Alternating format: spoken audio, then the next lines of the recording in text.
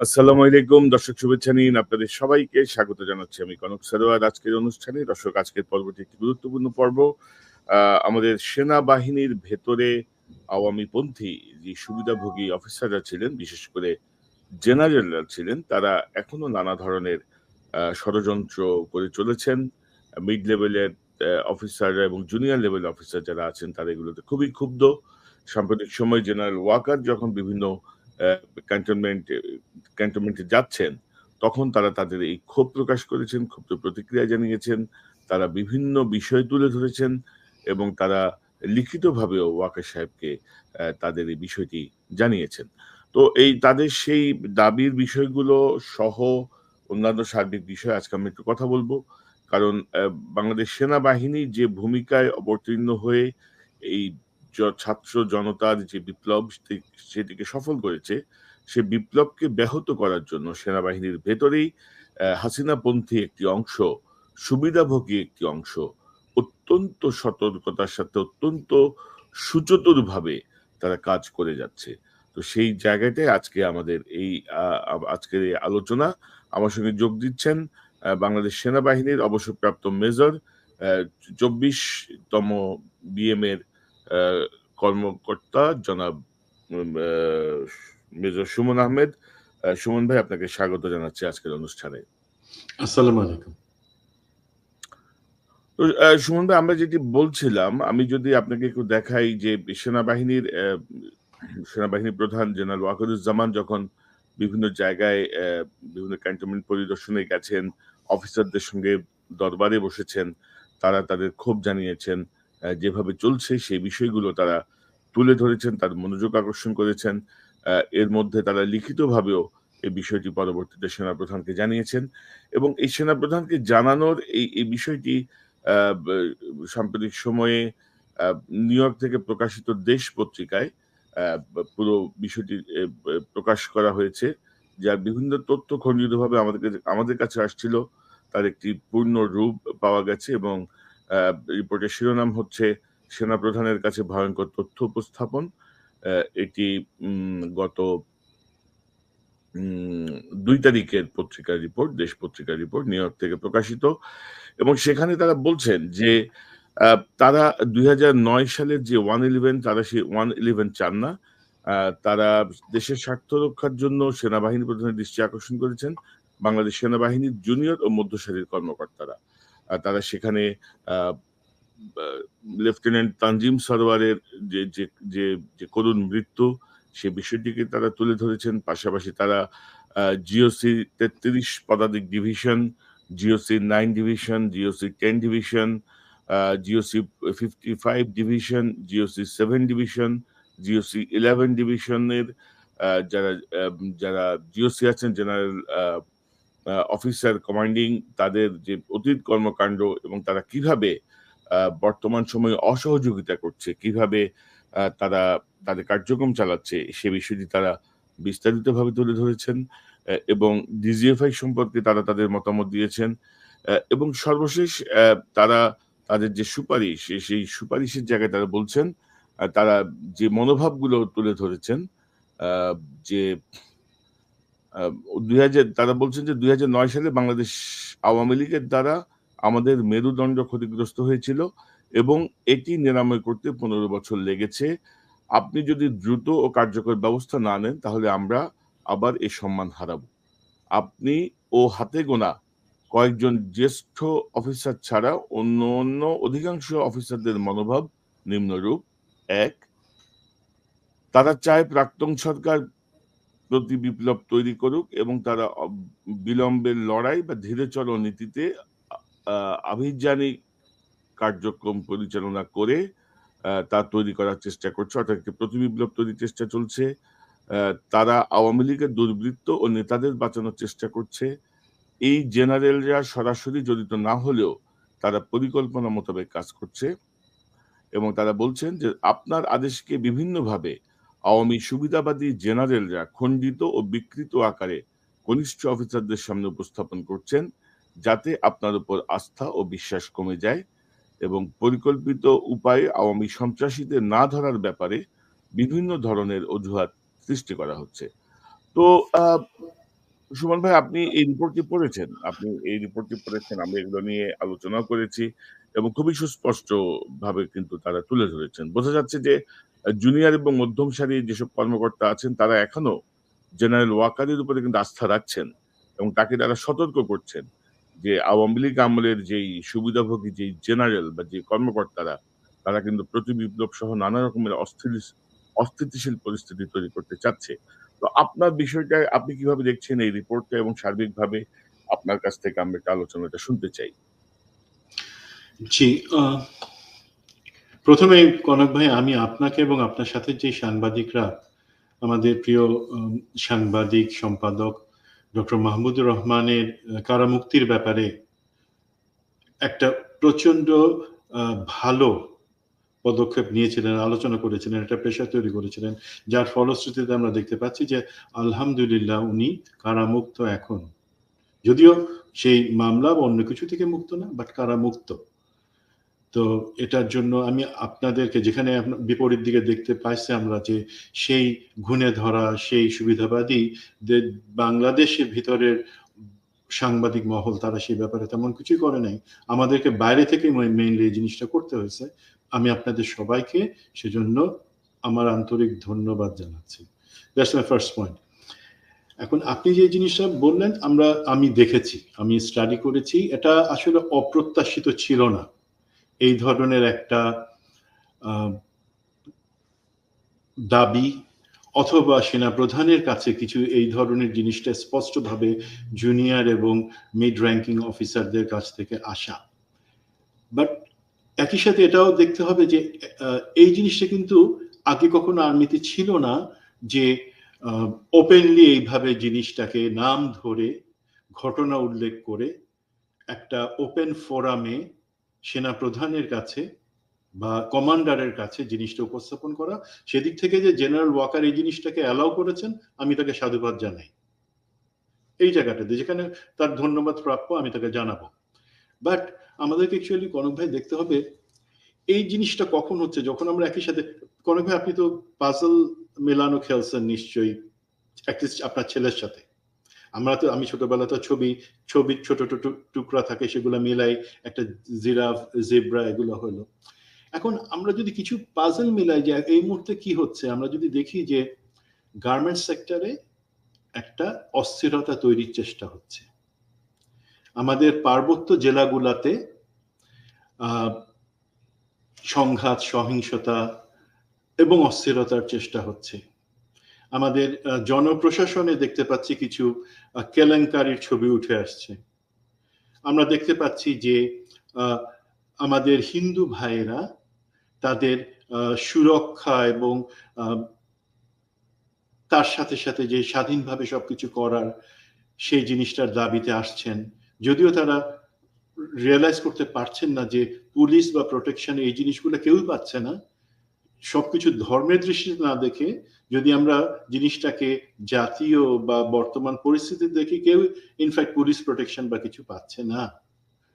দেন আমরা দেখতে পাচ্ছি পতিত আওয়ামী লীগের নেতারা তাদের বাবা বাড়ি, দাদা বাড়ি অথবা পিতৃভূমি, মাতৃভূমি, যেখানে আমরা ধারণা করছিলাম যে তাদের একটাই যাওয়ার জায়গা ভারতে গিয়ে, সেখান থেকে বিভিন্ন ধরনের ষড়যন্ত্র করছে এবং নানক বা এই ধরনের লোকজন সেখান থেকে উস্কানিমূলক বক্তব্য দিচ্ছে।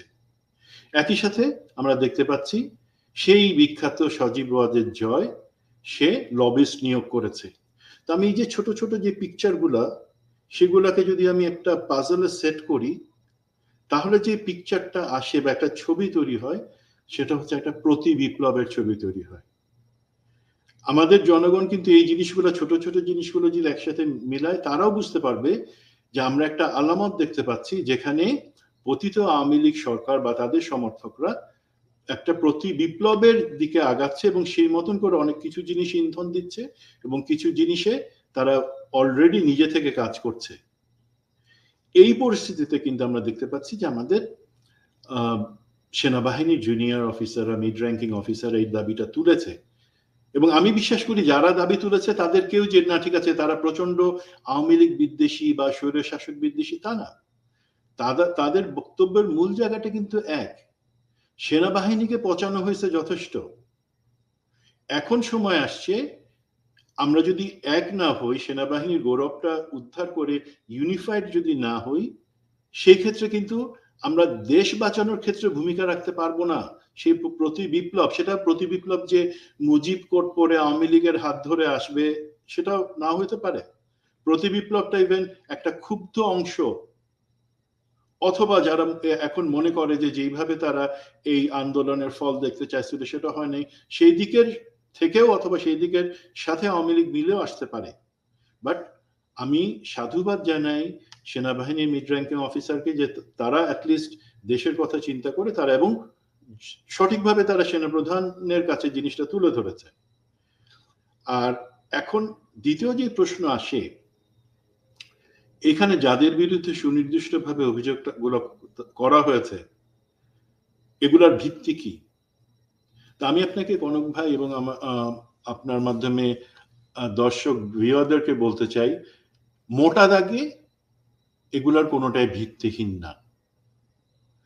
আমরা বিভিন্ন সময় বিভিন্নভাবে জানতে পারি, এখনো অনেকের বিরুদ্ধে প্রমাণ আছে, অনেকের বিরুদ্ধে প্রশ্ন আছে এই জিনিসগুলোর সাথে যুক্ত হওয়ার জন্য।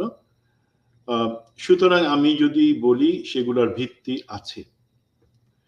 তো তারা যেহেতু বলছে, এখন আমাদেরকে একটা জিনিস একটু সেনাপ্রধানকে বুঝতে হবে। আমি জানি, আবারও বলি, জেনারেল ওয়াকারের নিশ্চয়ই আমাদের থেকে, আমার থেকে অ্যাটলিস্ট অনেক বেশি বুদ্ধি আছে। প্রত্যাশাটা কি? তারা চাচ্ছে যে সেনাবাহিনীর মধ্যে এই যে সিনিয়র অফিসার আছে যারা বিগত স্বৈর শাসকের আমলে তাদেরকে স্বৈর শাসককে প্রোটেক্ট করার জন্য যাদেরকে আলাদাভাবে প্রমোশন দিয়ে তুলে আনা হয়েছিল, এবং যারা দেশ জাতির সাথে বেইমানি করে যখনই কোনো আন্দোলন দেখা গেছে অথবা যখন কোনো ভোটারবিহীন নির্বাচনের দরকার পড়ছে তখন তারা তাদের শক্তি প্রয়োগ করে জনগণের বিরুদ্ধে কাজ করছে, এবং শেষ দিকে জুলাই আগস্টে তারা জনগণকে যে পুলিশ বা বিজিবির মাধ্যমে হত্যা, সেটাতে তারা শক্তি বা সমর্থন যোগাইছে।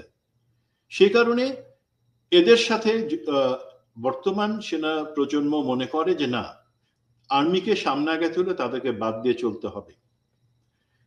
তো জেনারেল ওয়াকার যদি এটা বুঝে থাকেন যে এই মহৎ উদ্দেশ্যেই তারা কথাটা বলতেছে, সেনাবাহিনীর মধ্যে কোনো বিভেদ তৈরির জন্য না, তাহলে জিনিসটা কাজে লাগে। এখন জেনারেল ওয়াকার কি তার প্রায়োরিটি যেটা আছে, অগ্রগণ্যতা আমরা যেটা বলি যে আমার যেই আছে কি সামনে, প্রথম কথা আমি মনে করি এই ক্ষেত্রে উনি যে জিনিসটা এখন পর্যন্ত 2 মাস হয়ে গেল কারো বিরুদ্ধে কিছু করতে পারতেছেন না, তার একটা কারণ হতে পারে তিনি আর্মিতে কমান্ডটা এখনো এস্টাবলিশ করতে পারেন নাই, যেটা খুবই ইম্পর্টেন্ট। তিনি সেনাপ্রধান হিসেবে তার আন্ডারে বাংলাদেশ সেনাবাহিনীর প্রত্যেকে তার কথা শুনতে হবে, প্রত্যেক ডিভিশন কমান্ডার এবং ব্রিগেড কমান্ডার যারা আছে প্রত্যেকে, একজন নবীন সৈনিক পর্যন্ত তিনি যে গাইডেন্স দিবেন সেই হিসেবে চলবে।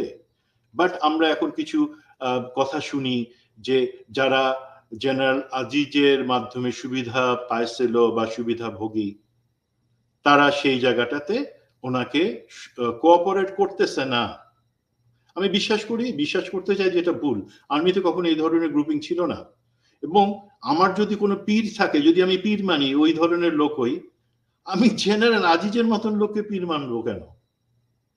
জেনারেল আজিজকে বাংলাদেশ সেনাবাহিনীর জন্য একটা উত্তম উদাহরণ, সব থেকে নিকৃষ্টতম উদাহরণ জেনারেল আজিজ। তার হয়ে বা তার কথা মতো আমি চলবো কেন? দেন যেটা হচ্ছে কমান্ডটাকে এস্টাবলিশ, 2 নাম্বার হচ্ছে সেনাবাহিনীর চেইন অফ কমান্ড আমরা যেটা বলি, কোথা থেকে কোথায় আসবে। চেইন অফ কমান্ডের জায়গাতে অনেক সময় অনেক কনফিউশন আছে যে চেইন অফ কমান্ড ব্রেক করা উচিত সময়। সুমন ভাই, জেনারেল আজিজের পাশাপাশি জেনারেল শফির নামও শোনা যাচ্ছে এটা গ্রুপিং এর ক্ষেত্রে। জি, এই জিনিসটা রিসেন্টলি শোনা যাচ্ছে, বাট আমি জিনিসটার ডেপথে এখনো যাই নাই। আমি হয়তো জিনিসটা জানলে আমি বিশ্বাস করতে চাই। জেনারেল শফির সাথে আমি 3 জায়গায় একসাথে চাকরি করেছি, আমার কাছে কখনো মনে হয় নাই যে উনি এই ধরনের একটা কাজ যেখানে সেনাবাহিনী বা বর্তমান সেনাপ্রধানকে সবারই, বিগত এবং বর্তমান সবারই উচিত সহযোগিতা করে সেনাবাহিনীর মর্যাদাটাকে উপর উঠানো, সেই জায়গায় উনি যে কাজ করতে পারেন তার বিরুদ্ধে আমার সেটা কখনো মনে হয় না। এবার দেখেন আসলে কনক ভাই, আমরা তো অনেক জিনিসই আগে চোখে একরকম দেখছিলাম, এখন চোখে অন্যরকম লাগতেছে, বাট আমি জিনিসটা কনফার্ম হলে তখন বলতে পারবো, তার আগে অ্যাকচুয়ালি আমি বলতে পারবো না। তো আমি যেটা বলছিলাম যে, তো এই যে অফিসার, তাদের বিরুদ্ধে একটা ব্যবস্থা নেওয়ার জন্য ওনাকে কিন্তু সেনাবাহিনীর চেইন অফ কমান্ডটাকে পুরোপুরি এস্টাবলিশ করতে হবে। সেখানে আমরা এখন যেটা দেখি, চেইন অফ কমান্ডে তার ইম্পর্টেন্সটা কি, যে আমি জানবো, আমি উপর থেকে যেটা পাইতেছি সেটা ফলো করব, তাহলে শুধুমাত্র আমার অধস্তন যে আছে সে আমারটা ফলো করবে, না হলে সেনাবাহিনীর মধ্যে তো গন্ডগোল লেগে যাবে, কেউ কারো কথা শুনবে না। এটা পুলিশ না এখানে। সেই কারণে বিডিআর এর হত্যাযজ্ঞ বা সব জায়গায় একটা জিনিস আসছে, সেটা আমি এখানে কোনো সাফাই গাওয়ার জন্য বলতেছি না, বাট চেইন অফ কমান্ড এই কারণে যে আমি যদি আজকে আমার উপরেরটা না শুনি, একটা ভয় থাকে যে আমার নিচের যারা তারাও তো হয়তো আমারটা নাও শুনতে পারে। সেই কারণে এটা, বাট তাহলে কমান্ডের উপরে যারা আছে তাদেরকে সঠিক সিদ্ধান্ত দিতে হবে। এখন আমরা একটা এক্সাম্পল দেই, যে ধরেন আমরা বিগত কর্নেল মুস্তাফিজও তার কিছু আলাপে এই কথাটা বলছে, কর্নেল লেফটেন্যান্ট জেনারেল শাহিনুল এবং লেফটেন্যান্ট জেনারেল শামীম সিজিএস, ওনাদের ব্যাপারে কিছু অবশ্যই অবজারভেশন ছিল, এবং লেফটেন্যান্ট জেনারেল শাহিন, যিনি এনডিসির কমান্ড্যান্ট হিসেবে আছেন, তার বিরুদ্ধে দুইটা প্রশ্ন আছে, এবং যে প্রশ্নগুলোর যথেষ্ট ভিত্তি আছে, যে তিনি সেনাপ্রধানের নির্দেশ অমান্য করে 5ই আগস্টের পরেও অজিত দোভালের সাথে সরাসরি ফোনে কথা বলেছেন এবং বলে যাচ্ছিলেন, যেখানে সেনাপ্রধান প্রমাণ সহ তাকে ডেকে জিনিসটা বলবার পরেও তিনি সেটা কন্টিনিউ করেছেন। এটা আমরা বলি ইনসাবঅর্ডিনেশন, অবাধ্যতা বা ঔদ্ধত্য, যদি জিনিসটা হয়ে থাকে। এবং আমি যতটুকু জানি জিনিসটার যথেষ্ট ভিত্তি আছে যে এই ধরনের একটা জিনিস হয়েছে। বাট আমি আজকে দেখলাম general Shamim, lieutenant general Shamim এবং লেফটেন্যান্ট জেনারেল শাহিনুল, ওনাদের দুইজনকে নিউ ইয়র্কে জাতিসংঘে পোস্টিং দেওয়া হয়েছে, যেটাকে আমরা মনে করি সব থেকে প্রাইস পোস্টিং, যেখানে আমরা আশা করছিলাম যে জেনারেল ওয়াকার যখন আর্মির কমান্ডের উপরে গ্রিপটা ধরবেন, তখন তিনি প্রত্যেকের বিরুদ্ধে সেনাবাহিনীর আইন আছে সেটাই যথেষ্ট, বাইরে পাঠানোর দরকার নাই, সে অনুযায়ী ব্যবস্থা নেবেন। সেটা না হয় তার বদলে আমি আজকে দেখছি যে ওনাদের প্রাইস পোস্টিং হয়েছে। এখন বলতে পারেন জেনারেল ওয়াকার, না এটা তো গত মে মাস থেকে শুরু হয়েছে, আগের পতিত হাসিনার সময় থেকে এই প্রসেসটা, সেই কারণে ওনারা সিলেক্ট হয়ে যাচ্ছেন। ঠিক আছে, যদি সেটাও মেনে নি, বাট আমি বলবো একটা ছোট্ট উপদেশ দিই, ওনাদেরকে এখন যদি পাঠানো হয়, ভয়টা কি, অনেক মানবাধিকার সংস্থা আছে, অনেকে আছে, র্যাবে কিন্তু হঠাৎ করে বা বেনজিরের উপর নিষেধাজ্ঞা কনক ভাই হঠাৎ করে টুপ করে পড়ে যায় নাই। আমাদের বেশ কিছু লোককে সেই জন্য এখানকার স্টেট ডিপার্টমেন্টের কাছে প্রতিনিয়ত সেই জিনিসটা নিয়ে কথা বলতে হয়েছে, তারপরে তো র্যাবের জিনিসটা হয়েছে। বাট হয়েছে, জিনিস স্টাবলিশ হয়ে যাওয়ার পর এখন কিন্তু ধরেন কোন একটা অভিযোগ আসলো, তখন তো ইউএন তাদেরকে রাখবে না, ফেরত পাঠায় দিবে। তখন দেশের ইজ্জত কোথায় যাবে, সেনাবাহিনীর ইজ্জত কোথায় যাবে? আর আরেকটা জিনিস, এই যে জুনিয়র এবং মিড অফিসাররা বলছে যে এদের বিরুদ্ধে ব্যবস্থা নেওয়া হোক, এখন আমাকে কিছুদিন আগে একটা গ্যাদারিং এ অনেক তির্যক ভাবে একজন বলল যে কাক কাকের মাংস খায় না, কিন্তু কেন সিভিল অ্যাডমিনিস্ট্রেশন এত খারাপ জিনিস হচ্ছে, পুলিশ এত খারাপ কিছু করছে, কেন সেটা না বলে আমি আর্মির কথা বা আমরা আর্মির কথা বলছি, বা মোস্তাফিজ আর আমি আর্মির সেই লিডারশিপের ব্যাপার কাছে প্রশ্ন রাখছি। জিনিসটা ভেরি সিম্পল, আর্মির উপর এখন লোকের সেইটুকু ভরসা আছে, লোকে মনে করে আর্মির যদি ঠিক থাকে, ইনশাল্লাহ দেশ পরিচালনায় সরকারকে সঠিকভাবে সহায়তা করা যাবে। এখন ওকে, আমি যেটা চাই, ধরেন কনক ভাই আপনার ছেলে কোনো স্কুলে গিয়ে মারামারি করলো, বা আমাদের মহল্লায় আমাদের বাচ্চা কাচ্চারা মারামারি করলো, এখন আপনার কাছে কোনটা ঠিক মনে হবে, যে আপনি আপনার সবার সামনে অথবা আলাদাভাবে ডেকে আপনার ছেলেকে শাসন করে দিলেন, সে যদি চটটাও খায় বকাটাও খায়, আপনার কাছ থেকে যদি খায়, সে কিন্তু জানবে আমার বাবা আমাকে বকা দিছে, এবং আপনিও জানবেন আমার ছেলেকে আমি শাসন করছি, আমি রাস্তায় অন্য আরেকজনের কাছে ছেড়ে দেই নাই যে সে তাকে কান মলা দিল, থাপ্পড় দিল, সেটা আপনার কাছেও খারাপ লাগতো, আপনার ছেলের কাছেও খারাপ লাগবে, তাই না? তেমনি ভাবে বলা হচ্ছে যে ঠিক আছে, আমরা তো তাদের বিরুদ্ধে কি ব্যবস্থা নিব, তাদেরকে যদি আমরা বিচারের সম্মুখীন করি সেক্ষেত্রে অনেক কিছু হতে পারে। আমরাও চাই, আমি পার্সোনালি চাই, আমার চামড়া এখন ইউনিফর্ম লেগে আছে, আমি চাই আর্মি সম্মান রাখতে হলে আর্মির ভিতরেই তদন্ত, কোর্ট মার্শাল সবকিছুর ব্যবস্থা আছে। আপনি তাদেরকে আপনার হাতে আর্মির ভিতরে রেখে বিচার করেন। আমি চাই না যে তাদের সাথে মানিকের মতন ব্যবহার করা হোক। সেনাবাহিনীকে মানিককার জায়গায় নামায় নিয়ে আসেন না, জেনারেলকে মানিককার জায়গায় নিয়ে আসেন না, যেখানে লোকে তাদের মুখে ডিম মারবে এবং তাদের মুখে থুথু দিবে।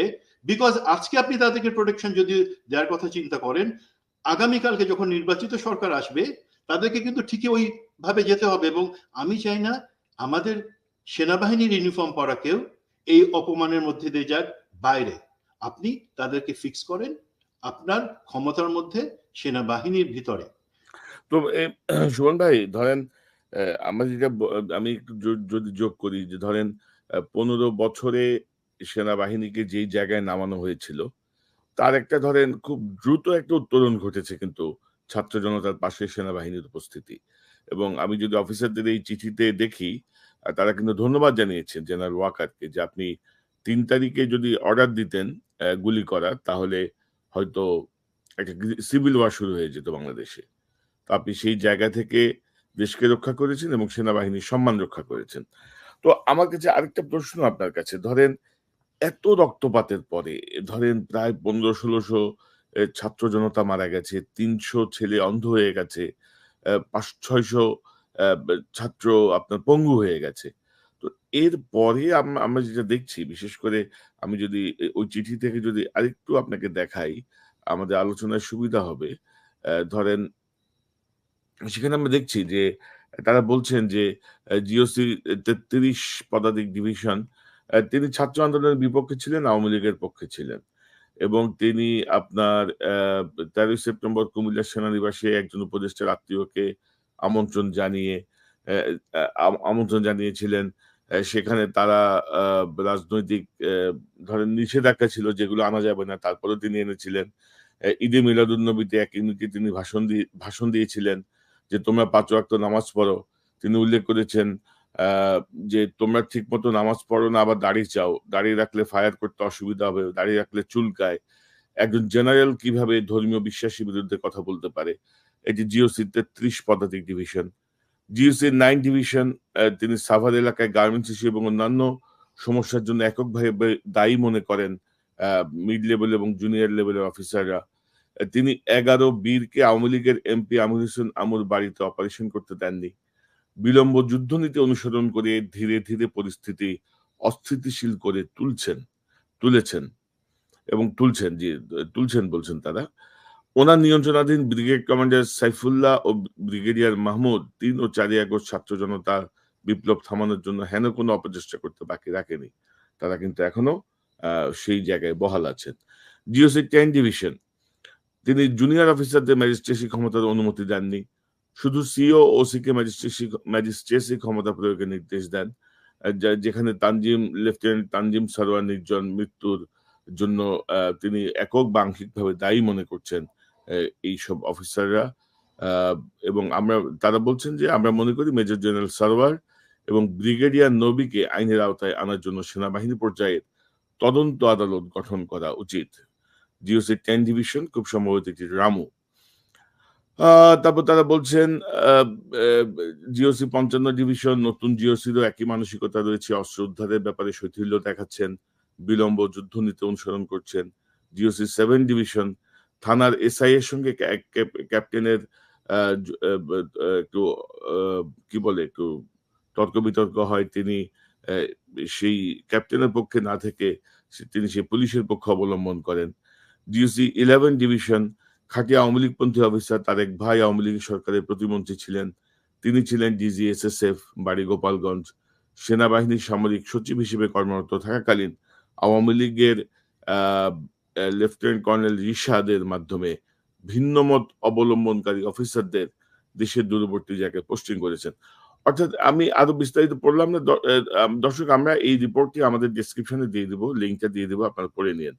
তো এই যে একদম সুনির্দিষ্টভাবে বলা হচ্ছে, এবং আরো কিছু জায়গায় আছে যে ছাত্রলীগের সন্ত্রাসীদেরকে ধরা হয়নি, ধরা হচ্ছে না। তো এই যে জায়গাগুলো আরকি, এগুলো তো আসলে ধরেন এ এ এত রক্তপাত বা এত ত্যাগের পরেও কি ধরেন এদের বোধোদয় হবে না? বা কি করা যেতে পারে? মেজর সুমন, আপনি অনেক খবর রাখেন। আপনি আমেরিকায় থাকলেও আপনি কিন্তু অনেক খোঁজখবর রাখেন, নিয়মিত আপডেট থাকে না। একটু যদি বলেন আমাদেরকে সুনির্দিষ্টভাবে। এবং আমরা দেখলাম যে ৬২৭ জনকে ধরে আবার ছেড়ে দেয়া হয়েছে। ধরছে মানে কি? আইএসপিআর বলছে আশ্রয় দিয়েছি, আবার বলছে তারা যার জায়গায় চলে গেছেন। এবং অনেককেই আমরা দেখছি এখন ভারতে, অনেককে আমরা দেখছি বেলজিয়ামে। অনেকেই কিন্তু আর গ্রিপের মধ্যে নাই, যারা সন্ত্রাসী, যারা সন্ত্রাসী মানে আর্থিক সন্ত্রাসী, যারা গণহত্যায় মদদ দিয়েছে, যারা সম্পদ লুণ্ঠন করেছে, এদের অধিকাংশকে ছেড়ে দেয়া হয়েছে। তো এই সব মিলিয়ে আপনার বক্তব্যটা একটু শুনি। জি, আমি ওই যাদেরকে ৬২৭ জনের কথা বলছেন সেটা আমি একটু পরে আসি। আমি প্রথমে এই পার্টটাতে যে অ্যাকচুয়ালি আপনি যে জিনিসগুলা এখানে দেখাইলেন এবং যেটা আমাদের মিড র্যাঙ্কিং এবং জুনিয়র অফিসারদের বক্তব্য বলা হচ্ছে, সেগুলো কিন্তু সঠিক, মানে ঘটনাগুলো কোনোটা কিন্তু অতিরঞ্জিত বা বানানো না, সেটা আমি আপনাকে নিশ্চিত করতে পারি।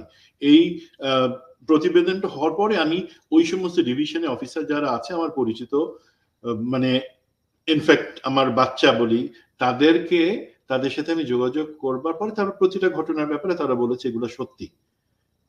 এখন জিনিস হলো আগে অনেক সময় এই জিনিসগুলো আসতো না, বাট এখন যেহেতু সবাই অত্যন্ত বিক্ষুব্ধ এবং চিন্তিত যে এইভাবে চললে তো আর্মির ভবিষ্যৎটা সামনে খুব ভালো না, সেই জন্য তারা এটা বলছে। দেখেন, আমরা আলাপ করলাম, এরা বলছে আপনি যদি সুযোগ থাকে জেনারেল মাহবুব আর জেনারেল সারোয়ারের ছবিটা একটু দেখাবেন, বিকজ অনেক সময় তাদের ভুল ছবি বিভিন্ন, হ্যাঁ, এ হচ্ছে অ্যাকচুয়ালি মেজর জেনারেল মাহবুব, যে ৫৫ পদাতিক ডিভিশন যশোর সেখানকার আগের জেনারেল অফিসার কমান্ডিং ছিল, এখন সে ডিজিডিপি ঢাকাতে তার পোস্টিং। এ হচ্ছে মেজর জেনারেল মাহবুব। আর এখন মেজর জেনারেল ভাই, সারোয়ার ভাই মাহবুবের পোস্টিংটাও কিন্তু প্রাইস পোস্টিং। হ্যাঁ, ডিজিডিপি প্রাইস পোস্টিং, বাট আমার যতটুকু মনে হয় আমি তার এখন যে চেহারা ছবির মধ্যে দেখতে পাচ্ছি, আমি এই ছবির মধ্যে দেখতে পাচ্ছি সে প্রচন্ড ভীত হয়ে আছে। ভীত হওয়ার কারণ আমরা জানি যে তার বিরুদ্ধে যে অভিযোগগুলো আছে, যে কোনো একটা অভিযোগই যথেষ্ট তার জীবনের গতি সম্পূর্ণ ঘুরায় দেওয়ার জন্য, যত সুবিধা বা যা কিছু। এবং সে হচ্ছে হার্ডকোর কদমবুসি করা সেই জেনারেল, সে হচ্ছে সে। তো এবং একটা অভিযোগ আছে যে সে দুষ্টামি করার চেষ্টা করছিল তার অধীনস্থ একটা ইউনিট, আর্মার্ড ইউনিট, যেটা ল্যান্সার্স, 5 ল্যান্সার্স সম্ভবত। এটা তদন্ত হবে, আমি জানি নিশ্চিতভাবে, সেখানে জিনিসটা বের হয়ে আসবে। মানে অভ্যুত্থানের চেষ্টা। জি, বাট এটা আমি বলবো যে খুব বেশি মাথায় বুদ্ধি থাকলে কেউ এটা চেষ্টা করতো না, এটা সম্ভব না, বাট চেষ্টা করছিল। এখন জেনারেল সারওয়ার যে হ্যাঁ 10 ডিভিশনের জিওসি, তানজিম নির্ঝরের হত্যা বা শাহাদাতের সাথে আমি যাকে মনে করি অবশ্যই দায়ী, সে কিন্তু এখন জিনিসটা হচ্ছে কি, এখন একটা তদন্ত হচ্ছে। এখন অফিসারদের বা জুনিয়র অফিসারদের ক্ষোভটা কোথায়? যেখানে আমরা বলছি যে সেও আংশিকভাবে দায়ী, কারণ সে সরাসরি বলে দিছিল কমান্ড লেভেলে ইউনিট অধিনায়কদেরকে যে তোমরাই শুধুমাত্র ম্যাজিস্ট্রেসি পাওয়ার পাবা এই কয়জন, এবং কোনো অপারেশনে, সেটা যেই ধরনেরই সন্ত্রাস বিরোধী অভিযান হোক না কেন, সেখানে একজনের কাছে মাত্র, পেট্রোল অধিনায়কের কাছে গুলি থাকবে অস্ত্রতে, বাকি সবাই অস্ত্র নিবে, কিন্তু সেখানে কোনো লাইভ অ্যামিনেশন বা গুলি থাকবে না, তার বদলে আওয়াজ করা যায় শুধু এমন ফাঁকা আওয়াজ করা যায়, সেই অ্যামিনেশন থাকবে। এই ধরনের একটা ভয়ঙ্কর, প্রাণঘাতী এবং যেটাতে অনেক বিপদ আরো হতে পারতো, একজন তো শাহাদাত বরণ করলো একটা অফিসার, সেই ধরনের যে নিজে থেকে প্রত্যেক ইউনিট অধিনায়ককে সেই নির্দেশ দিচ্ছে, তার অধীনে একটা তদন্ত হচ্ছে, এখন তদন্ত আদালত যেখানে দোষীদের বের করা হবে, মানে সে বস হয়ে সেই তদন্ত পরিচালনা করছে, যেখানে তাকে ধরার কোনো সুযোগ নাই। এটা হওয়ার কথা army level inquiry, court of inquiry, যার মাধ্যমে সেও যদি দায় থাকে তখন সেটা বের করে নিয়ে এসে শাস্তিমূলক ব্যবস্থা নেওয়া যাবে। তার মানে তার অধীনে হলে হবেটা কি, সে ব্রিগেড কমান্ডার নবীকে এখানে আমরা বলছি এই এসটি ব্যাটালিয়ন সরাসরি জিওসির আন্ডারে, কিন্তু বাট অপারেশনাল দায়িত্ব সেখানে একটা ব্রিগেড ছিল, তাদের কাছে তাকে দেওয়া হয়েছিল সেই কোম্পানিটাকে। এখন তারপরে কি বলা হবে, হয়তো এমন একটা গল্প বলা হবে, জেনারেল সারওয়ার একটা গল্প বের করে আদালত থেকে বলবে যে অন্য কিছু নিয়ে এমন কোনো আদেশ টাদেশ ছিল না, সবাই ঠিক মতো অস্ত্রতে গুলি নিয়ে যায়, তো কিন্তু এটা লেফটেন্যান্ট তানজিম এবং মেজর উজ্জ্বল তারা আদেশ ভায়োলেশন করে তারাই নিজ দায়িত্বে গুলি ছাড়া অস্ত্র নিয়ে গেছে। আপনি দেখবেন তারা এমন একটা গল্প বানানোর চেষ্টা করে তাদেরকে, একজন শহীদ অফিসারকে তার চরিত্র হনন বা তার একটা দায়িত্ব জ্ঞানহীন অফিসার হিসেবে প্রমাণ করার চেষ্টা করবে এবং মেজর উজ্জ্বলকে জবাই করবে বা তাকে এসকেপ বোর্ড বানাবে। এবং জেনারেল সারওয়ারের ধারণা সে মাঝখান থেকে বেঁচে যাবে, যেহেতু তদন্ত আদালতটা সে পরিচালনা করতেছে তার অধীনে। তো এই ধরনের জিনিস এখানে হচ্ছে। সেই পরিস্থিতিতে দেখেন জুনিয়র অফিসারদের কিন্তু তাদের বাড়ি গাড়ি টাকা পয়সা এসব লোভ নাই, তাদের গায়ে এখনো চর্বি লাগে নাই। একটা বাঘ তো, সব বাঘ তো আর মানুষ খেকো না। একটা বাঘ যখন একবার মানুষ খাওয়া শুরু করে তারপর থেকে সে অন্য কিছু খায় না, তার টার্গেট হয় মানুষ। সিনিয়র অফিসার যাদেরকে শেখ হাসিনা টেনে নিয়ে জেনারেল বানাইছে, ব্রিগেডিয়ার জেনারেল বানাইছে, তাদের কাছে হচ্ছে এখন তাদের সেই সমস্ত কিছু ক্ষমতা এবং সম্পদ কুক্ষিগত করে রাখার ব্যাপার। জুনিয়র অফিসাররা বলতেছে আমার বাড়ি গাড়ি টাকা পয়সা কিছু নাই, আমার দরকার আগে সেই আর্মি, যে আর্মি গৌরবের, যেখানে আমি যেই ইজ্জতটুকু তোমরা মাটিতে মিশাই দিছো গত 15 বছরে এবং বিশেষত গত 2 মাসে আরো বেশি করে পুঁতে দিছো মাটির নিচে, আমাকে সেই ইজ্জত উঠায় আনতে দাও। কিভাবে? আমাকে ম্যাজিস্ট্রেসি পাওয়ারটা যে দেয়া হয়েছে এটা বছরে বছরে মাসে মাসে আসে না, আর্মির লাইফে এখন একবার আসছে।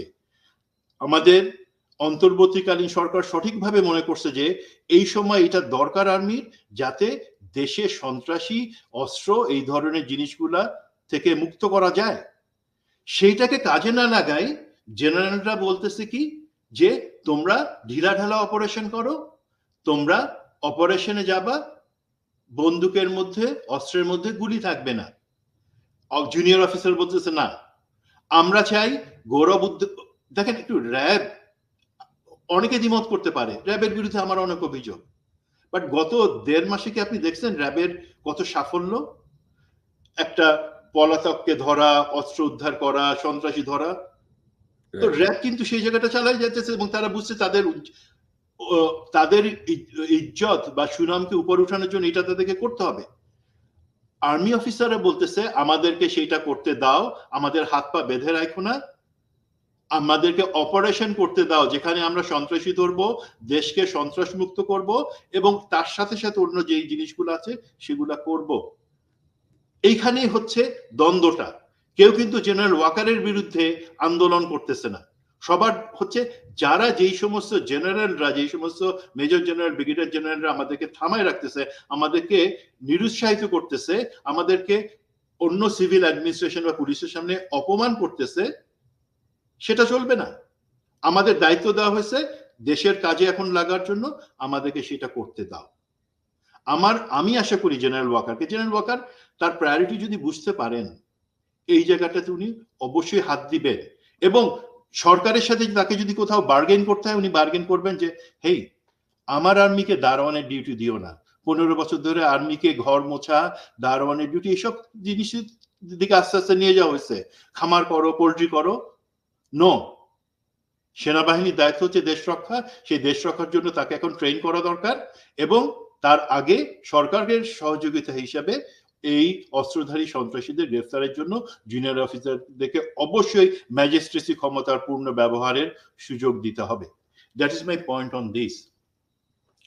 এখন আপনার আরেকটা প্রশ্ন ছিল যে যাদেরকে 627 জন 627 জনকে, এই ঘটনাটা আমি মনে করি অল্প বিস্তর অনেকেই জানেন যে কিভাবে জিনিসটা হয়েছে। জেনারেল ওয়াকার একটা স্টেটমেন্ট এক পর্যায়ে এসে দিয়েছেন যে হ্যাঁ আমরা ওই একই জিনিস উনি দিয়েছেন এবং আমি মনে করি যে সেটা ওনাকে যদি আমি জিজ্ঞাসা করি যে পতিতা শেখ হাসিনা কিভাবে পালায় গেল, উনি একই কথা হয়তো বলবেন যে দেশ এবং জনগণের স্বার্থে। এখন দেশ এবং জনগণের স্বার্থে মানে ধরে নিয়ে আমরা তখন একটা ভয় ছিল যে আমাদের জনগণ প্রচন্ড রকমের ক্ষুব্ধ এবং তারা যে কোনো কিছু করে ফেলতে পারে, হয়তো লিঞ্চ করবে রাস্তায় সবাইকে।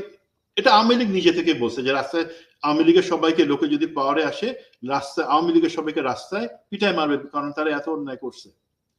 এখন সেইটা থেকে প্রোটেকশনের জন্য এবং দেশে যাতে কোনো বাইরে বহির্বিশ্বে কোনো দুর্নাম না হয় যে বাংলাদেশ একটা রোগ কান্ট্রি হয়ে গেছে, সেখানে আইন শৃঙ্খলা নাই, পলিটিশিয়ানদের মেরে ফেলতেছে, হয়তো সেই চিন্তা করে আপনারা করছেন। বাট সেটা তো ধরেন আমরা 3 থেকে 4 দিনের মধ্যে কিন্তু বুঝে গেছি যে আমাদের জনগণ খারাপের মধ্যে বড়জোর ডিম মারতে পারে, এর বেশি আর কিছু করে না। ওই সাবেক বিচারপতি মানিকের সাথে যেটা হয়েছে সেটা একটু বেশি হয়ে গেছে, বাট তার বাদে কিন্তু আমাদের জনগণ কখনো ওই জিনিসটা বুঝে গেছিল যে না, আমরা নিজেদের দুর্নাম করব না, তেলাপোকা মেরে হাত গন্ধ করব না। তো এখন আমি একটু প্রশ্ন করি জেনারেল ওয়াকারকে, স্যার আপনাকে এইটা 627 জনের বাদে আমার প্রশ্ন, শেখ হাসিনা যখন বাংলাদেশ থেকে চলে গেল, সেই মুহূর্তে বর্ডার ক্রস করার সময় সে যখন হেলিকপ্টার উঠে, সে যখন এসএসএফ এর গাড়িতে উঠে, দেন C-130 উঠে, তখন তো তার কোনো, সে প্রধানমন্ত্রী না, সে সাবেক প্রধানমন্ত্রী। সাবেক প্রধানমন্ত্রী অবশ্যই একটা প্রোটোকল পায়, বা সেই প্রোটোকল তাকে বলে না যে সে আর্মির হেলিকপ্টার উঠতে পারবে, C-130 উঠতে পারবে। এবং তার সাথে যারা কোম্পানি করছে তাদের তো কারো গভর্নমেন্ট অর্ডার, সরকারি আদেশ, বা আমরা যেটাকে বলি জিও, যার মাধ্যমে তারা বাংলাদেশের সীমানা অতিক্রম করে পার্শ্ববর্তী দেশ ভারতে যেতে পারবে, এটা ছিল না কিন্তু। এখন আপনি, আমি জানি তার উত্তরে বলবেন দেশ এবং জাতির বৃহত্তর স্বার্থে তাকে সে বাইরে চলে গেছে, এটা নিয়ে আমরা ঘাটাঘাটি করতে চাই না। বাট এটা তো অ্যাকচুয়ালি আপনি পাঠান নাই, ধরেন এটা একটা জয়েন্ট প্ল্যানিং নিশ্চয়ই ছিল, 3-4 দিন ধরে সেটার একটা ডেমো হয়েছে, 1 তারিখ এবং 3 তারিখে একই রকম ভাবে সর্টি পাঠায় প্র্যাকটিস করা হয়েছে। তার মানে এটা একটা প্ল্যানের পার্ট ছিল, যেটাতে আমাদের গোয়েন্দা সংস্থা, নিরাপত্তা বাহিনী, প্রধানমন্ত্রীর নিরাপত্তা যাইতে দ্বারা প্রত্যেকে ওতপ্রোতভাবে জড়িত ছিল। এই এক্সারসাইজ গুলো তারা করেছে, প্র্যাকটিস করেছে এগুলো 3 দিন ধরে। তো তার মানে এটা অ্যাকচুয়ালি হঠাৎ করে হয়ে যাওয়া কোনো ব্যাপার না। আপনি কি একটু কথা বলবেন আমাদের বিমান বাহিনীর প্রধানের সাথে, যে অ্যাকচুয়ালি ওইটার সাথে যারা জড়িত ছিল তাদের বক্তব্যটা কি, এবং কারা কারা জড়িত ছিল, বিকজ তারা তো আইন ভঙ্গ করেছে। সুমন ভাই, ইতিমধ্যে আমার হাতে একটা তালিকা আছে, বিস্তারিত এসএসএফ কারা ছিল, ওই হেলিকপ্টারের পাইলট কে ছিল, C-130 পাইলট কে ছিল, কারা কারা গেছিল, সবই আমার কাছে আছে। এগুলো নিয়ে আমি একটু চেক ব্যাক করছি, নিশ্চয়ই খুব সহসে এটা নিয়ে আমি একটু আলোচনা করবো। কারণ আপনি যদি দেখেন যে সাম্প্রতিক সময় ডেইলি স্টার একটা রিপোর্ট করেছে যে সেখানে নজিরবিহীন ভাবে বাংলাদেশের আকাশে কিন্তু ট্রান্সপন্ডার অফ করা ছিল, অর্থাৎ বিমান যেন কেউ লোকেট করতে না পারে, যেটি ভারতের বর্ডারের কাছাকাছি পার হওয়ার পরে সেটি অন করা হয়, অর্থাৎ বিমানটি দৃশ্যমান হয় রাডারে। তো এই জায়গাগুলো নিয়ে আমি কিছু কাজ করছি, কিন্তু এই যে জি আপনি জি এখানে আমার ওই পার্টটা 627 জন এখন, বাট এখানে বলে নেই আমার এক পতিতা খুনি শেখ হাসিনাকে বাঁচাইতে গিয়ে, তাকে বিড়াল পার করতে গিয়ে আমার সেই অফিসার যারা অ্যাকম্পানি করেছিল তাদের যদি কোনো ক্ষতি হতো, তারা যদি, আমার কাছে পতিতা হাসিনার কোনো দাম নাই, যাক বিড়াল পার হয়ে গেছে ঠিক আছে, বাট আমার কাছে সেই এয়ারফোর্সের অফিসার গুলো তো দামি, তাদেরকে কেন আপনার বিপদের মধ্যে ঠেলে দিলেন? ওকে বর্ডারের সামনে নিয়ে লাথি মেরে বর্ডার থেকে ওই পাশে পাঠিয়ে দিতেন। ওই পাশে তো ওর বাপের লোকজন সবাই দাঁড়িয়ে ছিল ইন্ডিয়ার, তারা ওরা নিয়ে যেত ওই পাশ থেকে। যদি আপনারা প্ল্যানই করেন এই সমস্ত জিনিস, আমি জানি, আমি প্রমাণ দিতে পারবো 1 তারিখ 3 তারিখে একই জিনিস মহড়া হয়েছে, আপনারা অনুশীলন করেছেন, যদি তাকে পালাই যেতে হয় সে কিভাবে যাবে, এটা হঠাৎ কিছু না। তাহলে ওকে বর্ডারে আপনারা নিয়ে রাখতেন, একটা কালো গাড়িতে উঠে বর্ডারে যেত, সেখান থেকে একটা লাথি, তুই ওই পাশে যা, নে তোর বাপের বাড়ি যা, সেখানে গিয়ে থাক।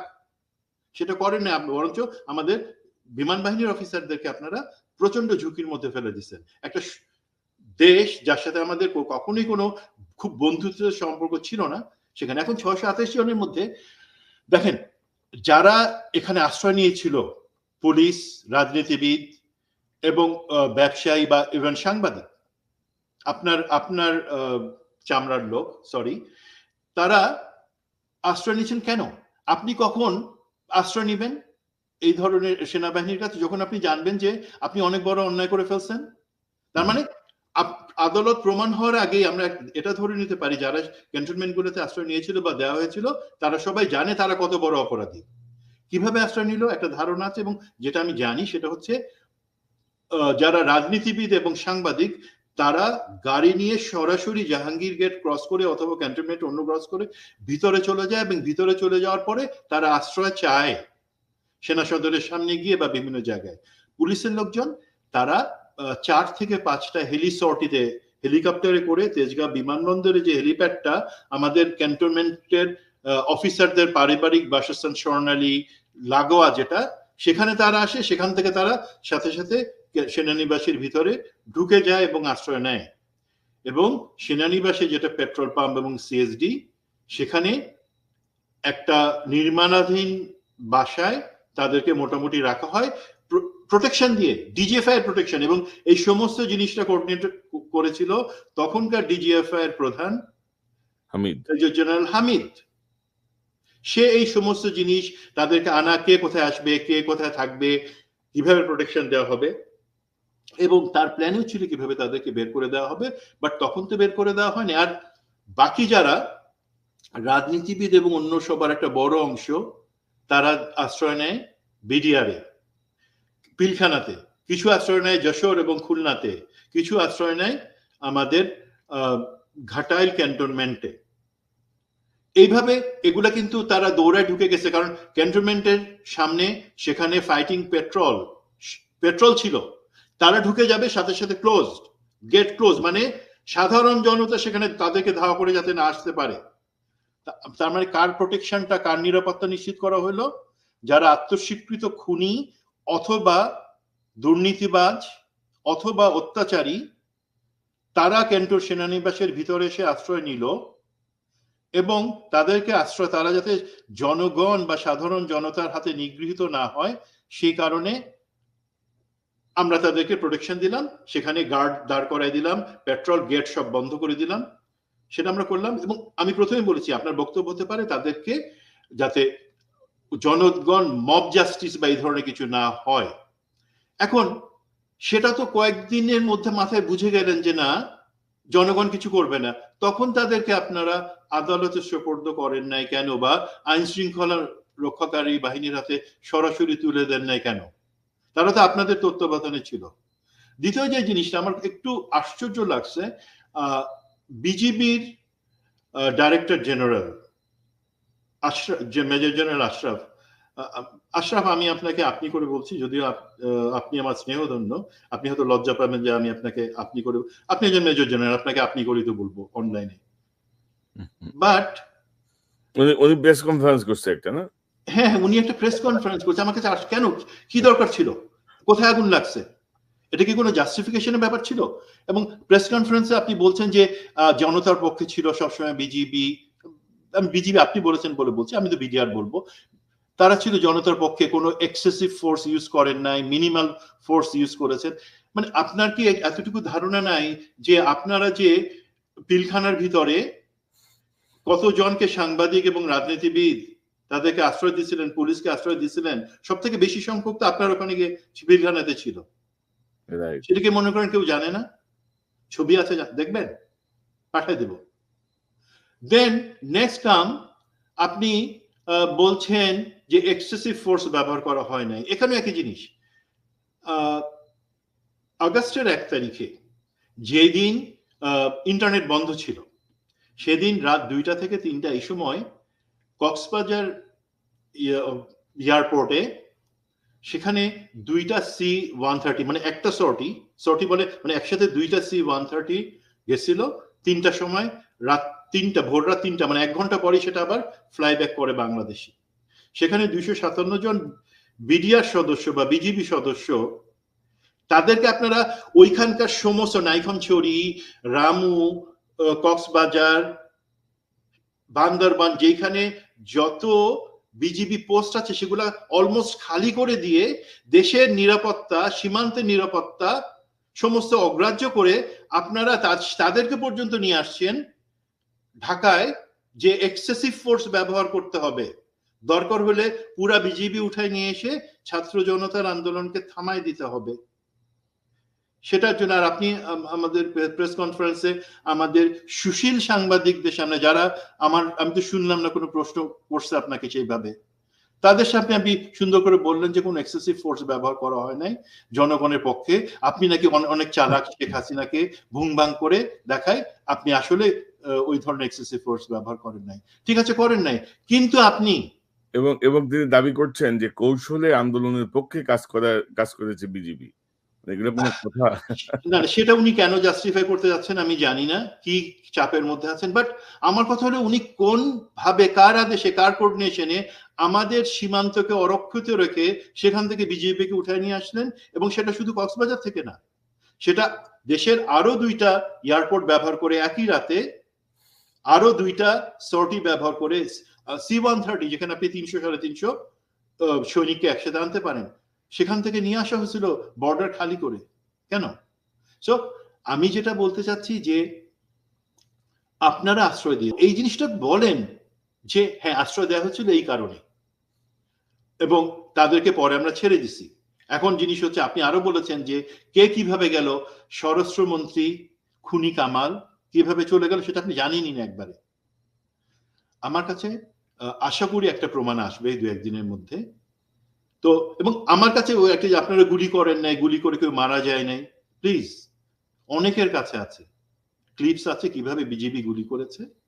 আপনারা বলেন না কেন যে হ্যাঁ তখন একটা সরকার ছিল, যে সরকার বলে আমাদেরকে ন্যারেটিভ দিল, আমরা তো গোয়েন্দা না, আমরা গোয়েন্দা বাহিনী, আমরা সীমান্তরক্ষী বাহিনী, আমাদের বলা হয়েছে তোমরা এই অপারেশনে আছো এবং তোমাদের দায়িত্ব হচ্ছে এখানে সন্ত্রাসী হচ্ছে, দেশে সন্ত্রাসী এবং দেশের প্রোটেকশনের জন্য, স্থাপনার প্রোটেকশনের জন্য তোমাদেরকে এই আন্দোলন থামানোর জন্য কিছু ক্ষেত্রে বাধ্য হয়ে গুলি চালাতে হয়েছে, আমরা ক্ষমা চেয়ে নিচ্ছি। That is the correct approach. কেন জাস্টিফাই করতে যাচ্ছেন যে আপনারা কোনো কিছু করেন নাই, যেখানে আপনারা জানেন যে অনেকের কাছে অনেক ভিডিও ক্লিপস আছে কে কোথায় কিভাবে করছে। তো সেই ক্ষেত্রে এই 627 জনের চলে যাওয়া, এবং এখন দেখেন আপনারা তাদেরকে বাঁচাইলেন, তারা কিন্তু এখন ভারতে গিয়ে দেশের বিরুদ্ধে ষড়যন্ত্র করতেছে। আমি প্রথমে যেই খন্ড খন্ড চিত্র দিলাম, পাহাড়ের সমস্যা, গার্মেন্ট সেক্টরের সমস্যা, বিভিন্ন বক্তৃতা আসতেছে, বিবৃতি আসতেছে, সামনে পূজা আছে, জেনারেল ওয়াকার, এই যে দুর্গাপূজা উপলক্ষে সবাই কিন্তু ধারণা করতেছে যে এই যে পার্টি যাদেরকে আপনারা চলে যেতে দিলেন তারাই কিন্তু দেশে থেকে এই কয়দিনে যথেষ্ট পরিমাণে ষড়যন্ত্র করার সুযোগ পাইছে, এবং এই উপলক্ষে তারা একটা খুব খারাপ কিছু নিজেরাই তৈরি করবে, যেখানে সংখ্যালঘু বা হিন্দু সম্প্রদায়কে নির্যাতন করা হচ্ছে, এমন একটা সিচুয়েশন তৈরি করতে পারবে। আমি বিশ্বাস করি ইনশাল্লাহ এমন কিছু হবে না, আমরা সজাগ থাকলে, তাদেরকে প্রোটেক্ট করলে কিছু হবে না। বাট তারপরও ধরেন এমন একটা পরিস্থিতি তৈরি করে যদি পার্শ্ববর্তী ভারতকে একটা সিগন্যাল দেওয়া হয় যে তোমরা একটা বাংলাদেশকে এই সুযোগে একটা থাপ্পড় দিতে পারো কিনা দেখো তো, এই অন্তর্বর্তী সরকার বা জনগণকে একটা লিমিটেড স্কেল একদিনের একটা ধামাকা একটা কিছু করে, সেটা তো আমরা উড়াই দিতে পারি না। কারণ আমরা দেখছি গত কয়েকদিন, গত 2 সপ্তাহে ভারতের মন্ত্রী পর্যায়ে যে জানে না, আমি বলি অমিত শাহ তোমাকে যেদিন ঝুলানো হবে তোমাকে কিন্তু আমি নিশ্চিত করবো তুমি লুঙ্গি পরে ঝুলো, উল্টা করে তোমার লুঙ্গি পরে ঝুলাবো। হ্যাঁ, তো এই ধরনের উস্কানিমূলক বিবৃতি তারা দিয়ে তারা সুযোগ খুঁজছে কিছু একটা।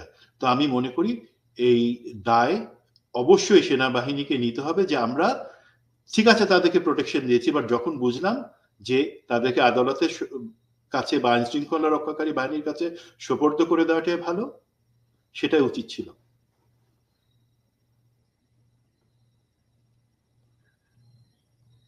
কনক ভাই আর কিছু না তো ঠিক আছে।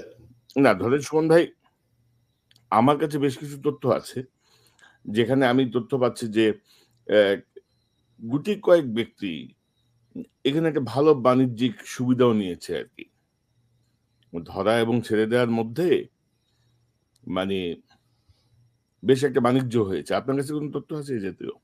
জি, আমার কাছে তথ্য আছে, এবং ইনফ্যাক্ট প্রমাণটা আমি যখন আসবে প্রমাণ সহ বলবো। এটা খুবই লজ্জাজনক, আমাদের প্রশাসন অথবা আমি যদি কোনো বাহিনীর কথা বলি, সেটা পুলিশ থেকে শুরু করে, তারা এটাকে একটা ব্যবহার করেছে এবং এইটার সাথে লিঙ্ক করে তারা কিছু ডাকাতি বা সন্ত্রাসী কাজও করেছে।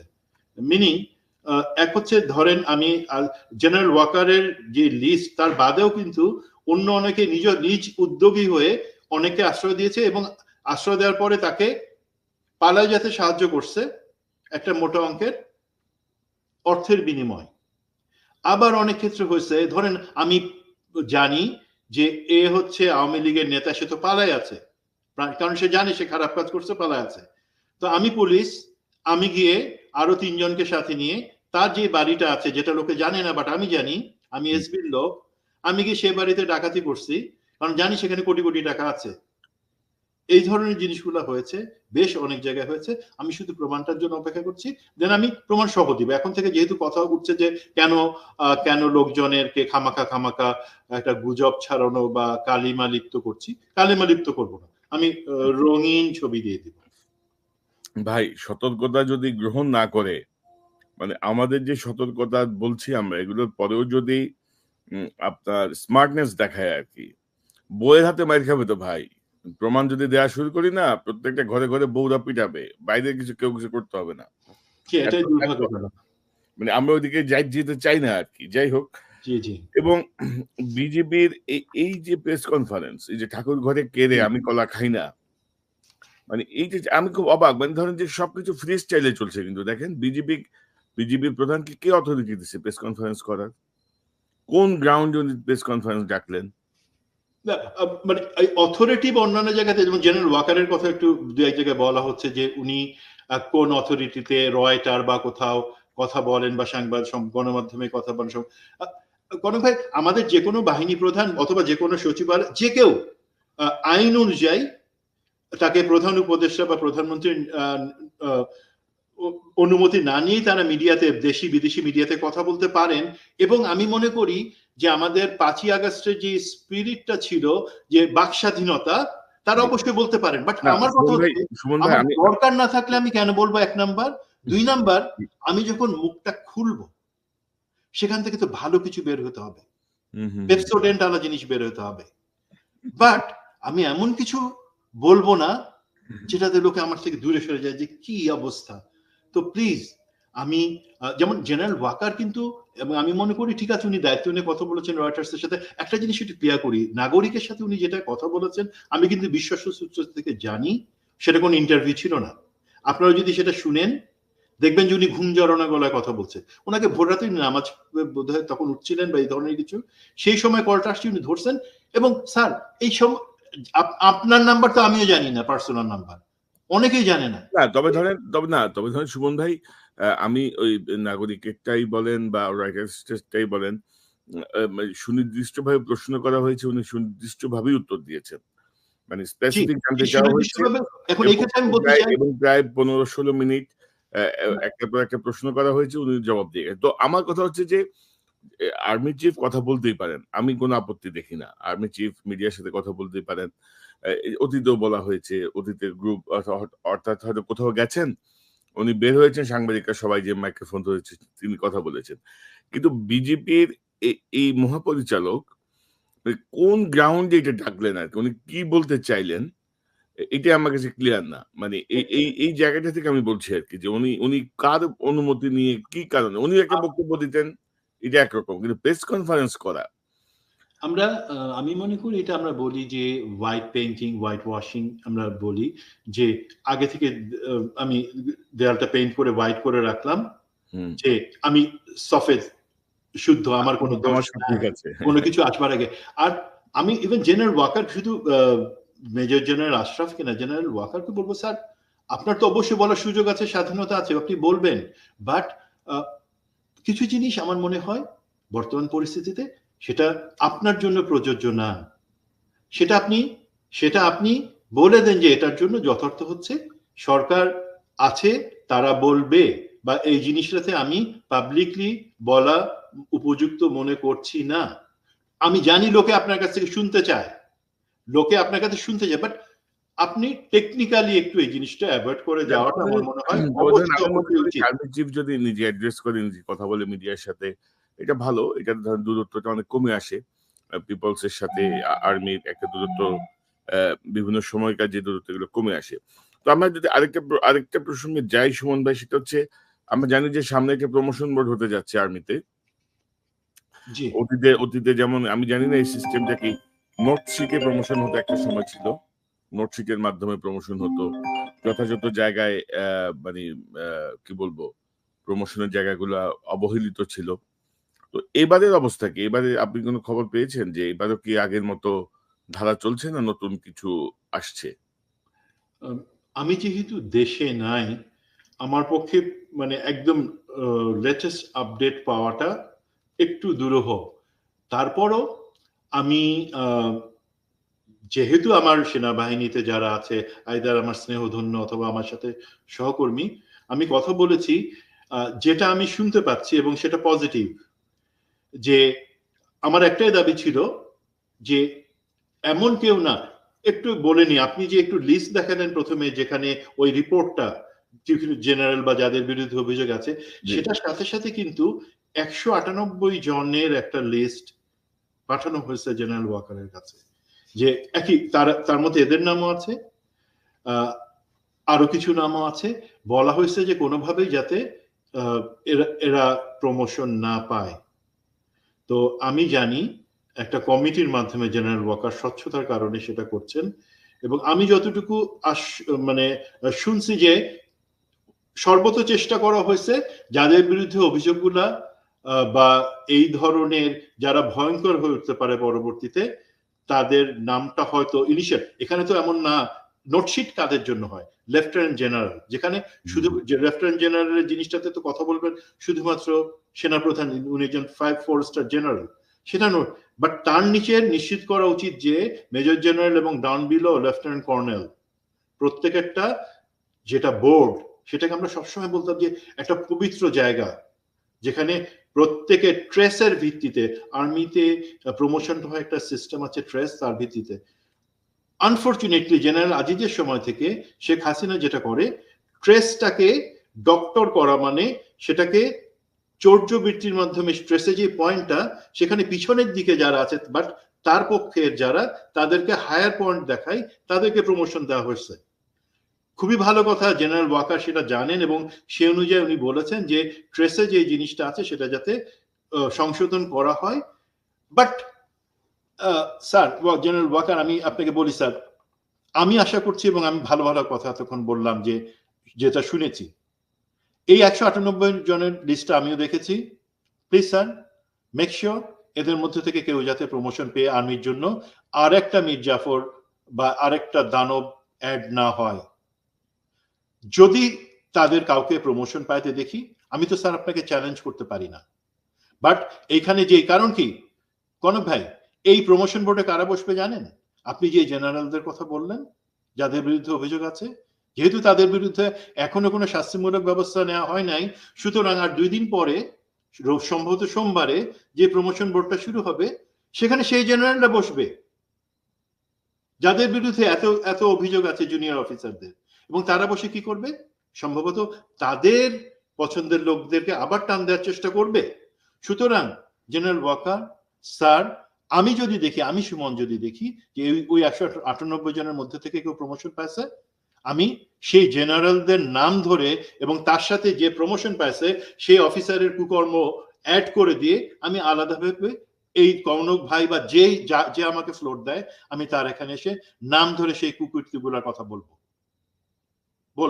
সো প্লিজ, এই ২ থেকে ৪ তারিখ, সরি, সোম থেকে বুধবার পর্যন্ত যে প্রমোশন বোর্ড, সেটা কিন্তু অনেক বড় একটা ইম্পর্টেন্ট জিনিস এই সময়। প্লিজ মেক শিওর যারা বঞ্চিত হয়েছে ৩৭ থেকে ৪২ লং কোর্সের অফিসাররা গত আজিজের সময় এবং জেনারেল শফিউদ্দিনের সময়, দেখেন যারা যোগ্য তাদেরকে প্রমোশন দেন প্রথমে, এবং এর বাদে যারা আছে উপরে ব্রিগেডিয়ার জেনারেল, মেজর জেনারেল, লিস্টে তাদের নাম আছে, তাদের নামেই ভরা। প্লিজ, যাদের কথা সবাই জানে, ডোন্ট প্রমোট দেম। আমি এখানে কিন্তু বিচার বা তাদের বিরুদ্ধে শাস্তির কথা বলছি না, সেটা আমরা আগে আলাপ করছি।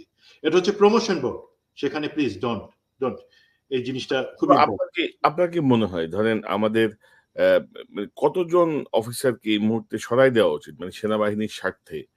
এবং জুনিয়র অফিসারদের যে যে দাবি, এবং তারা বলছেন, আমি তো বললাম প্রথম দিকে যে জেনারেল ওয়াকারের বক্তব্যকে তারা খণ্ডিতভাবে বা বিকৃতভাবে উপস্থাপন করছে বিভিন্ন জায়গায়। তো এতটা দুঃসাহস তারা কিভাবে পায় সেটাও আমি বুঝি না। তো আপনি কি মনে করেন যে কতজন হবে সেটা? 15-20 জন, 30 জন? 15-20 জন বেশি ইনফ্যাক্ট হয়ে যায় আমার হিসাবে। 13 থেকে 14 জন তাদেরকে, ইভেন এই যে লিস্টটা আপনি দেখেন সেই লিস্টের সাথে আপনি ক্যান ইউ প্লিজ শো আপনার কাছে যদি ব্রিগেডিয়ার জেনারেল মোয়াজ্জেমের ছবি থাকে? ইয়েস, আমি শেয়ার করছিলাম, ওটা আপনার কাছে আছে মনে হয়। এটা হচ্ছে কিন্তু brigadier general Moazzem 25 BMA long course. কোনো না কোনো ভাবে, এই যে আমি এখানে একটু দোষ দেই আমাদের কিছু কিছু চ্যানেল যারা হয়তো colonel Mostafiz brigadier general Moazzem বলছে, সে 25 এর কথা বলছে যে একটা আওয়ামী লীগের দানব, বাট তার জায়গায় অন্য আরেক জেনারেল মোয়াজ্জেমকে শো করছে তার ছবি, সেটা কিন্তু বিব্রত করে এবং অবশ্যই খুবই একটা খারাপ ব্যাপার। দেন ইমরান হামিদ, এটা ওই খুনি 7 খুনের ইমরান রউফ না, হ্যাঁ ইমরান হামিদ। চিন্তা করেন এই অফিসারটা 14 বছর শেখ হাসিনার সাথে একসাথে আছে। সে প্রতিটা র্যাঙ্কে ক্যাপ্টেন, মেজর, লেফটেন্যান্ট কর্নেল, প্রতিটাতে সে তার সাথে তার সাথে পিএসএ ডিসি হিসেবে ঘুরছে। দেন পরে তাকে ডিজিএফ এ রাখা হলো। দেন পরে 46 ব্রিগেডে 5.5 বছর ধরে সে থাকলো। 46 ব্রিগেড, ঢাকার যে ব্রিগেড, সেখানে 1.5 বছরের কেউ একসাথে থাকে না, এর বেশি। তাকে সেখানে রাখা হয়েছে জেনে, এবং সব থেকে বড় কথা, আমাদের জনতার উপরে, নিরস্ত্র জনতার উপরে, ছাত্র জনতার উপরে আর্মি যে এক জায়গায় গুলি করছে, সেখানে এই অফিসার নামের কলঙ্ক, সে দাঁড়াই থেকে লাইট মেশিন গান দিয়ে তাদের উপরে ফায়ার করাইছে। সে কিন্তু এখনো চাকরিতে আছে, দুর্ভাগ্যজনকভাবে চাকরিতে আছে। তার মানে আমরা যেই লিস্টটা বা যেইটা আপনি প্রথমে রিপোর্টটা দেখালেন, তার সাথে এমন 2-1 জন যোগ করলে 13-14 জন বড় জোর হবে। এদেরকে ক্লিন করে দিলে কিন্তু আর্মিতে সবাই ইউনাইটেড। তখন আপনি জেনারেল ওয়াকার, আপনার মূল কাজটা কি? ইন্টারভিউ দেওয়াটা পরে, তার আগে হচ্ছে সেনাবাহিনীকে ইউনাইটেড করা, তার প্রশিক্ষণ ক্ষমতা বাড়ানো যাতে সে তার যুদ্ধ ক্ষমতা বাড়ে। বর্তমানে যেই সন্ত্রাস বিরোধী অভিযানের আপনার হেল্প চাচ্ছে, সেটাতে হেল্প করেন। দেন পরে সুষ্ঠু নির্বাচনের পরিবেশ তৈরি করে ব্যারাকে ফেরত যান। আমাদের শত্রু অনেক ভয়ঙ্কর, আমরা এই 15 বছরে অনেক পিছায় গেছি। আমি যে ধারণা দিয়েছিলাম যে হ্যাঁ আমরা পারি, আমাদের মনোবল অনেক ভালো, প্রশিক্ষণ ভালো, বাট সেই জায়গা থেকে আমরা একটু পিছায় গেছি, অনেকটুকু পিছায় গেছি। সেটা আমাদেরকে রিকভার করতে হবে। প্লিজ ফোকাস দেয়ার। না, তো এই 14 জন বা 15 জনকে যদি বাদ দেওয়া হয়, সেনাবাহিনীর কি মহা ক্ষতি হয়ে যাবে? না, সেনাবাহিনীতে আমি বলছি একজন ক্যাপ্টেন, আলহামদুলিল্লাহ আমাদের সেনাবাহিনীতে একজন এনসিও কে তৈরি করা হয় যাতে সে যুদ্ধ পরিস্থিতিতে বা যে কোনো সময় একজন অফিসারের দায়িত্ব, কমিশন অফিসারের দায়িত্ব নিতে পারে। আবার একজন লেফটেন্যান্টকে তৈরি করা হয় সেইভাবে যাতে সে যে কোনো সময় একজন ফিল্ড অফিসার বা মেজরের দায়িত্ব নিতে পারে। এবং এটা কোনো কথার কথা না, আমরা সেইভাবে দেখছি। এবং সেনা প্রশিক্ষণের সাথে যেহেতু আমি ওতপ্রোতভাবে জড়িত ছিলাম, আমি মনে করি সেই জায়গাটা আমরা কোনোভাবে লুজার হব না, তাদের অ্যাবসেন্সকেও ফিল করবে না, বরঞ্চ আমরা কলঙ্ক মুক্ত হব। রাইট। এবং এবং ধরেন সুমন ভাই, আরো বেশ কিছু অভিযোগ আছে যে বিষয়গুলো আমার মনে হয় যে জাস্ট আমি একটু এক লাইন একটু বলে যাই। ধরেন ডিজিএফআই এর যারা ব্যুরো চিফ তাদেরকেও পরিবর্তন করা হয়নি এখন পর্যন্ত। ডেট গুলো জিএসএ 1 পরিবর্তন করা হয় নাই। তো ধরেন এনটিএমসি লোকজন এখনো জাস্ট ধরেন জিয়া নাই এনটিএমসি তে। বাট অন্যান্য সবাই বহাল।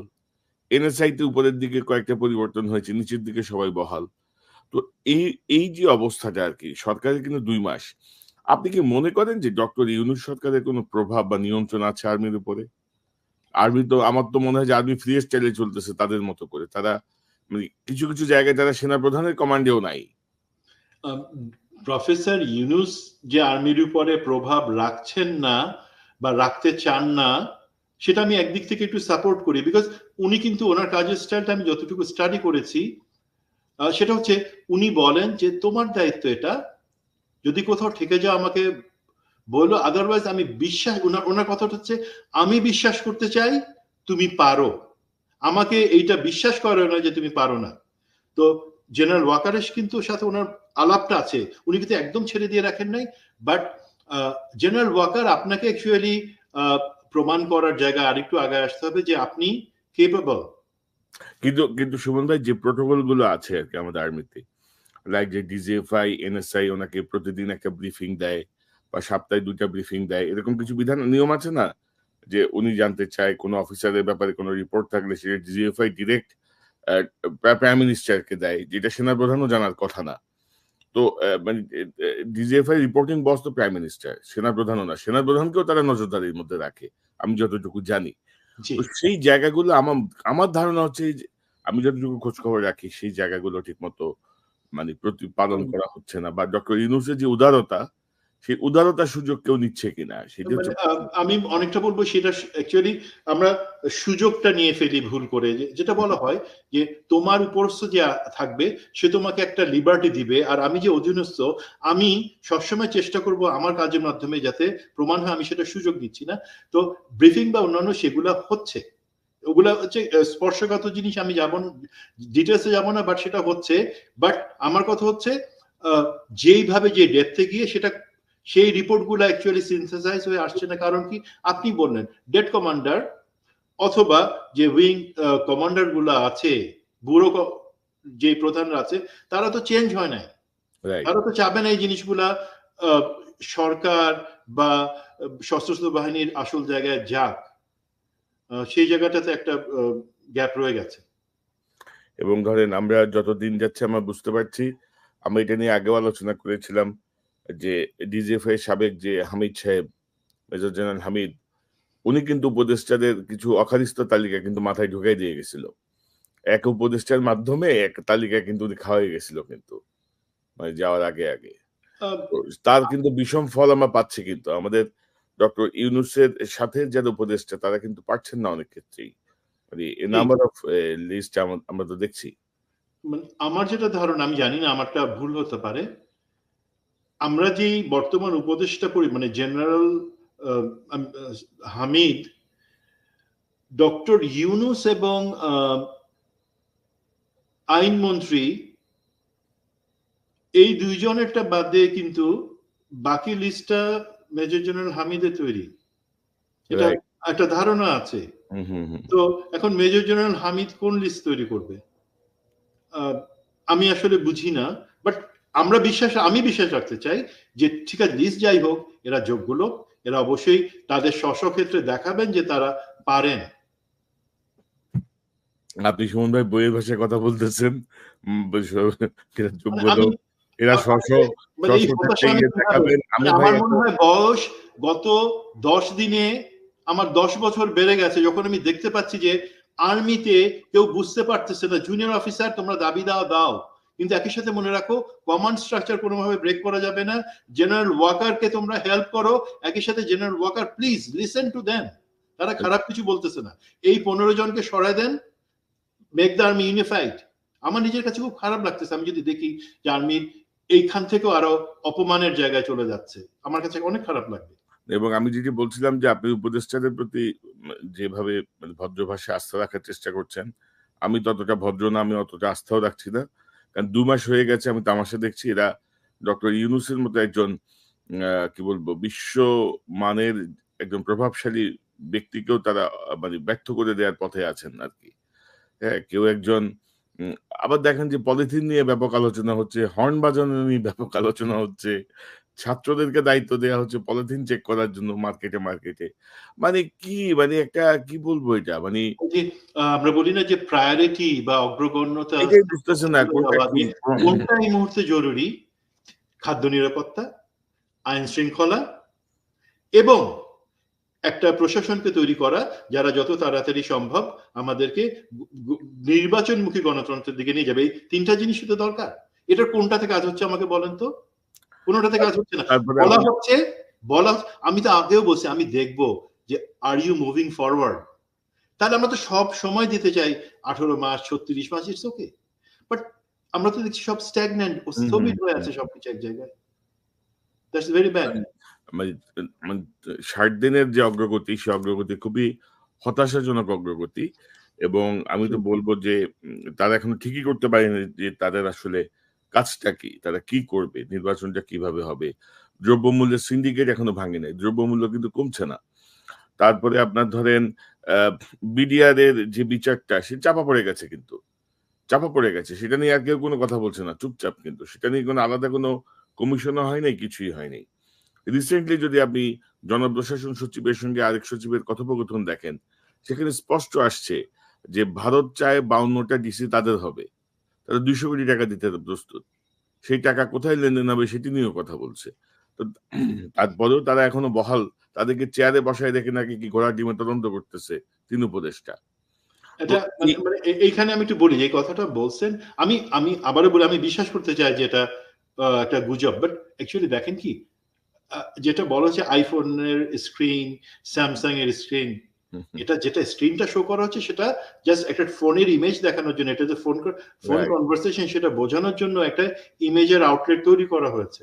আর আমি আবারও বলেছি উনারা জানি না কোনভাবে ওই এআই এর মাধ্যমে করা হয়েছে এইসব বলার চেষ্টা করেছেন। আমি বোধহয় সেই কথাটা বলে ভুল করছি। বাট এটা এআই এর কাজ না। আমি অতটুকু বুঝি। বাকিটুকু তারা ব্যাখ্যা করবেন। আমি ওই জায়গায় যাব না। বাট এই কথাগুলো কি কনক ভাই আমরা আগেও বলি নাই? আমরা বলি নাই যে ভারত সংসদ সদস্য থেকে শুরু করে সমস্ত ডিসি এগুলাকে কিনে তারা সেই লিস্ট মৃণাল কান্তির মাধ্যমে আসতো সবসময়। তাদের যে এজেন্ট গুলো আছে দেশে তারা সেগুলো করে এবং তার মাঝখান থেকে আমাদের লোকজন জনপ্রশাসনের লোকজন টাকা কামায় নেয়। এটা ধরেন এই ঘটনাটা বানানো। বাট আমরা তো জানি তারা কিভাবে টাকা কামায়। হুম, হুম, হুম, হুম। না তবে এই ঘটনা বানানো বলে আমার কাছে মনে হয়নি। আমি না যতটুকু এটা মানে আমি অন্তত যেটা জানি বিশ্বাস করি ওই আইফোনের স্ক্রিন আর স্যামসাং গ্যালাক্সির স্ক্রিনের কথা বলা হচ্ছে that's not the correct thing. আর ভাই আমি আমার রাতের বেলায় iPhone সকালবেলা Samsung এ যেতে আমার কতক্ষণ লাগে? আমার সকল কিছু ট্রান্সফার করতে কতক্ষণ সময় লাগে? মানে এইসব বুঝাই তো লাভ নাই। যাই হোক, তো সুমন ভাই আমরা অনেক বিষয় নিয়ে কথা বললাম। আপনাকে ধন্যবাদ। আশা করি আমাদের আলোচনা যদি মানে জেনারেল ওয়াকার যদি বুঝতে পারেন ভালো, নেগেটিভলি নিলেও এটা তার খুশি। যেভাবে তিনি নিতে পারেন নেন। কিন্তু আমাদের মূল ইনটেনশন আমাদের সেনাবাহিনীর একটি প্রতিষ্ঠানে পরিণত হোক। তারা তাদের গৌরব ফিরে পাক। তাদের একটি প্রফেশনাল শক্তিশালী বাহিনী হোক। যেসব দুর্বৃত্তদের হাসিনা লালন পালন করেছে এবং তাদের যারা এখনো সেই ধারায় চলছে, তাদেরকে অবশ্যই অপসারণ করতে হবে এবং ফ্রি স্টাইলে তো একটা দেশের আর্মি চলতে পারে না। জেনারেল ওয়াকারের কমান্ডে থাকতে হবে, আর্মির নিয়মের মধ্যে থাকতে হবে এবং দেশের পক্ষে থাকতে হবে। এটি আমি মনে করি এবং তার জন্যই এই নতুন জুনিয়র এবং মিড লেভেলের যারা অফিসার তাদের যেই দাবি, সেই দাবির প্রতি আমরা সম্পূর্ণ একাত্মতা প্রকাশ করেই আজকের এই অনুষ্ঠানটি করলাম। আপনাকে অসংখ্য ধন্যবাদ। আপনার যদি শেষ কোনো মন্তব্য থাকে।